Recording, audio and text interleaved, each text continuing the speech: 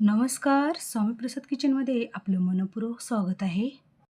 आज आपण रक्षाबंधन स्पेशल शाही वड्या कशा बनवायच्या ते आपण या रेसिपीमध्ये बघणार आहोत. शाही पेढा म्हणजे याला फार जास्त आपल्याला महागडं सामान लागत नाही. स्वस्तात मस्त आणि एकदम झटपट होणारे हे शाही पेढा केलेले आहे. तर तुम्ही अशा पद्धतीने नक्की करून बघा. तर बघू शकता एकदम मस्त आपली इथे हे वड्या किंवा तुम्ही याला पेढे पण म्हणू शकता. किती छान झालेली आहे आणि एकदम खायला पण चविष्ट आणि टेस्टी हे आपण शाही वडे केलेले आहेत.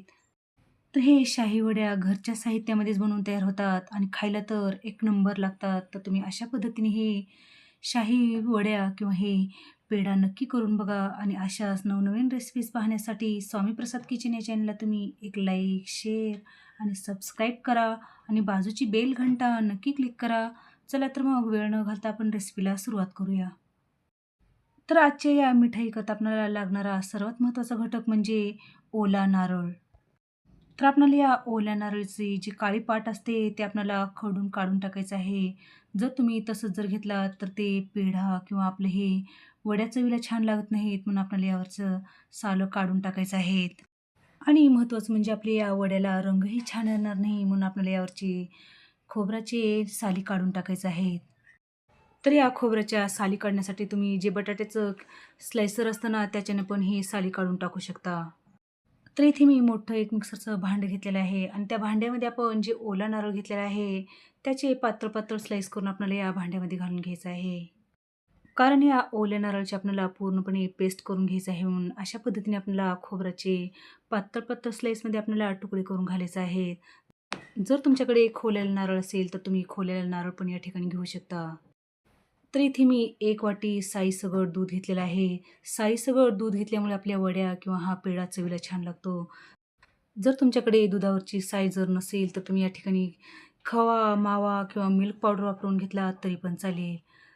पण सगळ्याकडे दुधावरची साय असतेच असते म्हणून मी इथे दुधावरची साय वापरलेली आहे. तर इथे आपल्याला यामध्ये साखर घालून घ्यायचं आहे. तर ज्या वाटीने आपण दूध घेतलं होतं, त्याच वाटीने इथे एक अर्धी वाटी साखर घालून घेतलेलं आहे. त्याचसोबत माझ्याकडे इथे मिल्क पावडर होतं म्हणून मी एक 2 चमचे मिल्क पावडर घालून घेतलेलं आहे. तर इथे मी साय घातलेला आहे. मिल्क पावडर नाही घातला तरी पण चालेल. तर या वड्याला आणखीन थोडी टेस्ट जास्त छान यावी म्हणून मी इथे 2 चमचे मिल्क पावडर वापरलेलं आहे. तर मिक्सरला आपल्याला याला बारीक पेस्ट करून घ्यायचं आहे. तर या ठिकाणी तुम्ही या वड्याला किंवा या पेढ्याला गूळ घालून घेतला तरी पण चालेल, पण त्याचा थोडासा रंग बदलतो म्हणून मी इथे साखरेचाच वापर केलेला आहे. तर यामध्ये साखर आणि दूध घालून या नारळामध्ये असं फिरवून घेतल्यामुळे या आपल्या नारळामध्ये त्याच्या कणाकणामध्ये हे साखर आणि दूध छान मिक्स होते आणि आपली मिठाई चवीला छान लागते. आणि सोबतच या मिठाईला आपलं एकदम टेक्स्चर पेढ्यासारखं येतं म्हणून आपल्याला अशा पद्धतीने मिक्सरमधून काढत असतानाच आपल्याला या ठिकाणी दूध आणि साखर घालून घ्यायचं आहे. तर बघू शकता आपण एकदम स्मूथ आणि मस्त आपण इथे हे छान पेस्ट तयार करून घेतलेली आहे. तर हे बघा अशा पद्धतीची एकदम मऊसूत आपल्याला हे पेस्ट व्हायला हवी. तर या तयार करून घेतलेल्या पेस्टमधले आपल्याला एक पाऊण भाग आपल्याला या कढईमध्ये काढून घ्यायचा आहे. तर या बाकीच्या पेस्टमध्ये आपल्याला यामध्ये इथे मी केशरच्या काड्या भिजू घालून ठेवल्या होत्या. ते केशरच्या काड्या आपल्याला यामध्ये घालून घ्यायच्या आहेत आणि त्याचसोबत आपल्याला यामध्ये एक पाऊण चमचा खाण्याचा कलर घालून घ्यायचा आहे. असं कलर घातल्यामुळे पेढे दिसायलाही छान होतात आणि खायला पण चविष्ट होतात. जर तुम्हाला या ठिकाणी खाण्याचा कलर घालायचा नसेल, तर तुम्ही या ठिकाणी 2 चमचे बीट खिसून घातलात, तर त्याचा पण कलर छान येतो आणि पेढे दिसायला छान होतात. तर पुन्हा एकदा आपण हे मिक्सरला फिरवून घेतलेले आहे. तर बघू शकता याचा छान कलर आलेला आहे. तर जे कलरची पेस्ट आहे ते बाजूला काढून ठेवूया आणि जी पहिल्यांदाची आपण पांढरी पेस्ट आहे त्याला आपल्याला शिजवून घ्यायचं आहे. तर त्यासाठी मी इथे गॅस बारीक करून आपल्याला हे पेस्ट छान शिजवून घ्यायचं आहे. तर ही पेस्ट आपल्याला सतत हलवत आणि गॅस बारीक करूनच आपल्याला हे पेस्ट शिजवून घ्यायचं आहे. कारण हे पेस्ट आपल्याला घट्टसर शिजवून घ्यायचं आहे आणि अशा पद्धतीने सतत हलवत किंवा ढवळत आपल्याला हे पेस्ट शिजवून घ्यायचं आहे. त्यामुळे हे आपल्याला पेस्ट सतत ढवळत हलवून घ्यायचं आहे. नाहीतर हे आपली पेस्ट करपू शकेल म्हणून आपल्याला अशा पद्धतीने सतत ढवळतच आपल्याला हे पेस्ट पूर्ण घट्टसर होईपर्यंत आणि हे पूर्ण आटेपर्यंत आपल्याला हे शिजवून घ्यायचं आहे.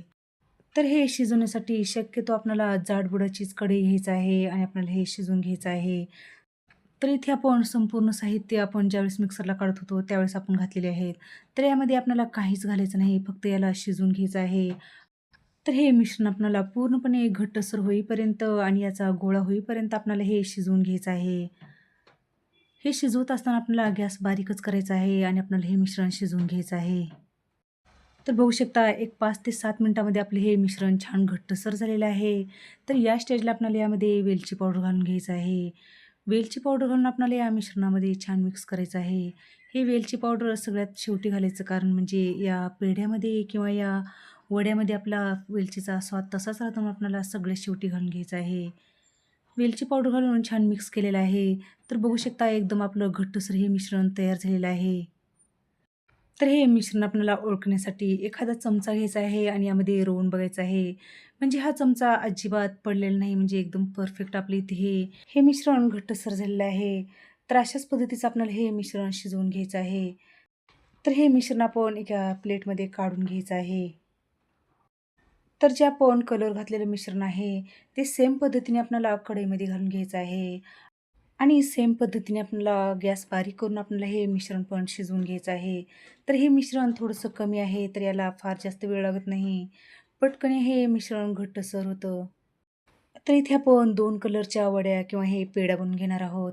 त्यासाठी इथे मी कलरचा वापर केला आहे. जर तुम्हाला प्लेन पांढराच जर पेढा किंवा वड्या करायचा असेल, तर तुम्ही एकच पद्धतीचं तुम्ही हे पेढा करून घेऊ शकता.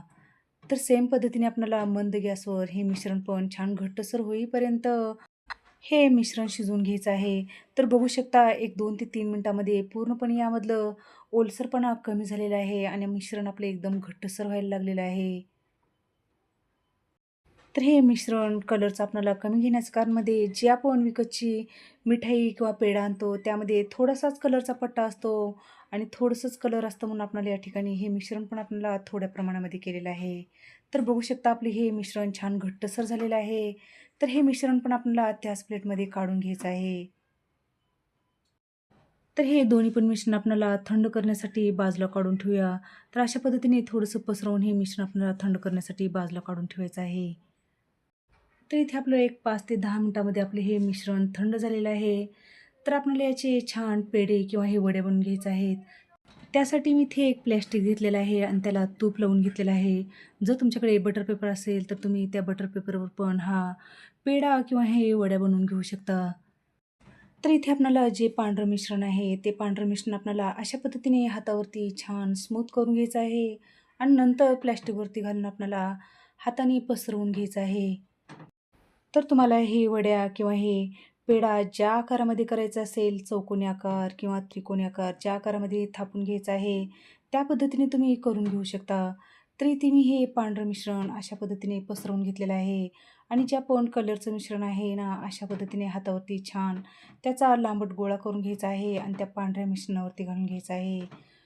तर इथे मी हे पेढ्याचा आकार देणार आहे. तर अशा पद्धतीने पेढ्याचा आकार द्यायचा असेल, तर तुम्ही अशा पद्धतीने तुम्ही हे पेढ्याचा आकार देऊ शकता. तर या पेढ्यामध्ये तुम्हाला तुमच्या आवडीनुसार कलर वापरू शकता. तर इथे मी ऑरेंज कलर घेतलेला आहे. तर यामध्ये तुम्ही पिंक कलर जरी घेतला तरी पण चालेल. तर बघू शकता अशा पद्धतीने आपण ह्या प्लास्टिकमध्ये हे आपण मिश्रण छान सेट करून घेतलेलं आहे. तर हे मिश्रण आपल्याला फ्रीजमध्ये 1 ते 2 तासासाठी ठेवून द्यायचं आहे. तर तुम्ही फ्रीजमध्ये नाही ठेवलात तरी पण चालेल. तुम्ही असं जर 1 तासासाठी तुम्ही हे मिश्रण अशाच पद्धतीने जर ठेवलात वरती तरी पण चालेल. तर इथे आपलं हे मिश्रण छान फ्रीजमध्ये 1 तासभरासाठी मी सेट करण्यासाठी ठेवलं होतं. तर यावरचं आपल्याला प्लास्टिक काढून घ्यायचं आहे. तर या स्टेजला तुम्हाला आवडत असेल तर सिल्वर वर्क लावून घेतला तरी पण चालेल. तर याच्या आपण वड्या कट करून घेणार आहोत किंवा मस्त याचा पेढा कट करून घेणार आहोत. तर इथे आपण पेढ्याच्या आकारमध्ये याला शेप दिलेला आहे. तर या ठिकाणी तुम्ही चौकोनी, त्रिकोणी तर तुम्ही तुमच्या आवडीनुसार याला आकार देऊ शकता. अशी ही वडी जर तुम्ही केलात किंवा हे पेढा केलात, तर तोंडात टाकताच विरघळणारी हे वडी किंवा आपल्या इथे हे पेढा बनून तयार होतो. पण हे थोडेसे वडी आपल्याला सेट करण्यासाठी थोडासा वेळ द्यावा लागतो. जर तुमच्याकडे वेळ कमी असेल, तर तुम्ही हे मिश्रण 2 तासासाठी फ्रीजमध्ये ठेवून ह्याच्या वड्या किंवा ह्याच्या पेढे कट करून घेऊ शकता.